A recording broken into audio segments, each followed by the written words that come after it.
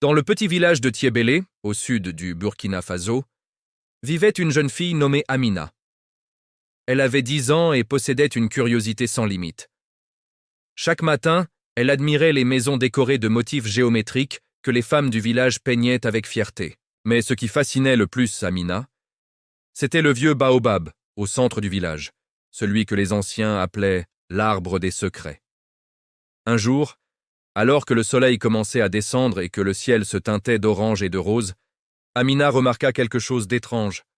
Une lumière dorée scintillait à l'intérieur du tronc creux du baobab. Son cœur battait fort. Jamais elle n'avait vu cela auparavant. Elle regarda autour d'elle. Personne. Tout le monde était occupé à préparer le repas du soir. C'était le moment parfait pour explorer. Amina s'approcha lentement de l'arbre géant. Ses racines étaient si grandes qu'elle devait les escalader comme des marches. La lumière devenait plus brillante à mesure qu'elle avançait. Quand elle passa sa tête à l'intérieur du tronc, elle écarquilla les yeux.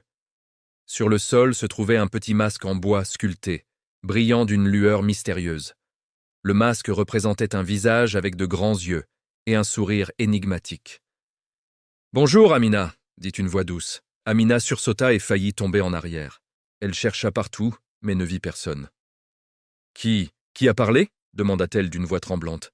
« C'est moi le masque » répondit la voix. « Je suis le gardien des histoires oubliées. Je t'attendais. » Amina prit une grande respiration pour se calmer.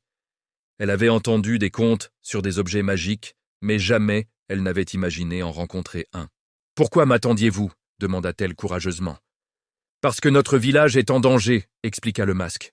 « Il y a très longtemps, nos ancêtres ont caché 3 objets précieux pour protéger Tiébélé des mauvais esprits. Ces objets sont un tambour, un collier et une calebasse.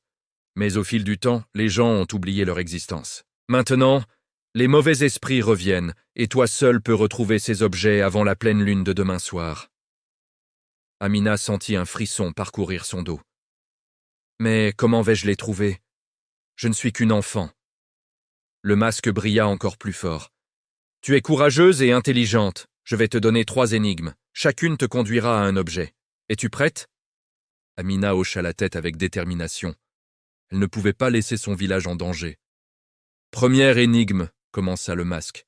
« Là où les femmes créent la beauté avec leurs mains, sous les couleurs qui racontent des histoires, tu trouveras ce qui bat comme un cœur. » Amina réfléchit intensément. Les femmes qui créent la beauté, les couleurs qui racontent des histoires. Soudain, elle comprit. Les maisons décorées.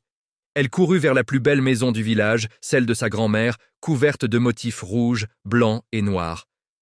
Elle chercha partout, et finalement, sous un pot de peinture rouge, elle découvrit un petit tambour ancien gravé de symboles mystérieux. Elle retourna rapidement au baobab. « J'ai trouvé le tambour !» s'exclama-t-elle, tout essoufflée. « Excellent !» dit le masque. « Deuxième énigme.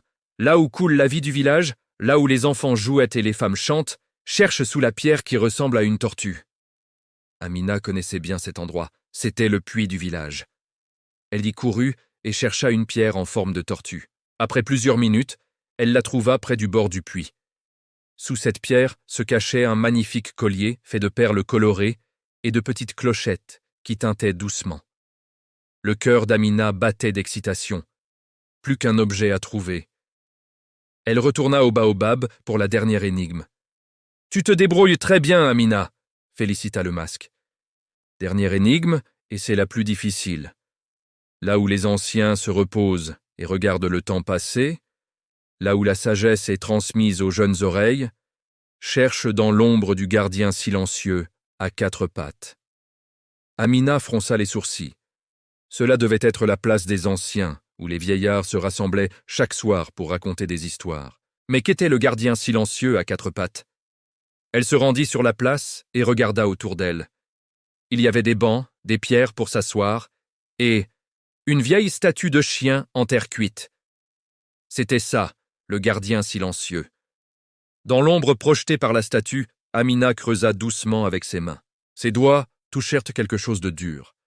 Elle sortit une belle calebasse décorée de motifs anciens. Elle l'avait trouvée. Amina rassembla les 3 objets et retourna au baobab.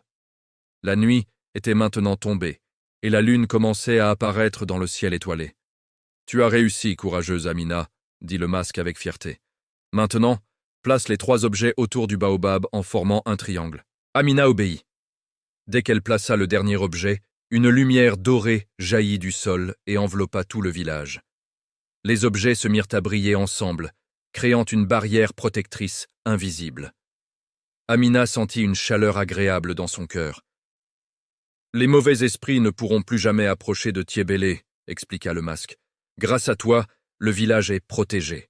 Mais souviens-toi, le vrai pouvoir ne vient pas des objets, mais du courage et de l'amour que tu portes à ton village. » Le lendemain matin, quand Amina raconta son aventure aux villageois, certains ne la crurent pas. Mais sa grand-mère sourit et dit « Les enfants voient ce que les adultes ont oublié de regarder. » Depuis ce jour, Amina devint la gardienne des histoires du village. Elle apprit toutes les légendes des anciens et les transmit aux plus jeunes. Et chaque fois qu'elle passait devant le grand baobab, elle lui faisait un petit signe de la main, sachant que le masque veillait toujours sur Tiebélé. Car dans ce petit village du Burkina Faso, la magie existe pour ceux qui ont le courage de croire et le cœur assez pur pour voir au-delà des apparences. Et Amina avait prouvé qu'une enfant courageuse peut accomplir de grandes choses quand elle écoute son cœur et n'abandonne jamais.